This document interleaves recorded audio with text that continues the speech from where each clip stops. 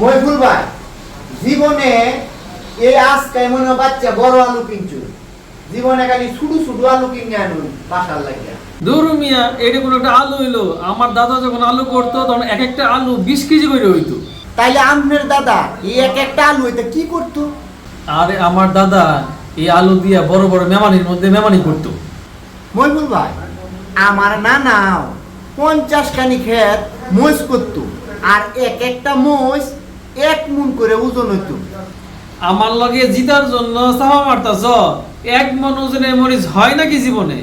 বিশ্বাস করলে করো, না করলে নাই, আমার কিছুই করার নাই, কিন্তু কথাটা সত্য। তোমার নানা এই 1 মণ ওজনের মরিচ দিয়ে কি করতো? যারা বুঝতে বুঝতে গপ্প করে আর সাফা মারে তারা ফুটকির মাঝে ভাঙ্গা এই মরিচ লাগাইতো আমার নানা। আরে দূর মিয়া, এটা বাদ দিয়ে কাম করো।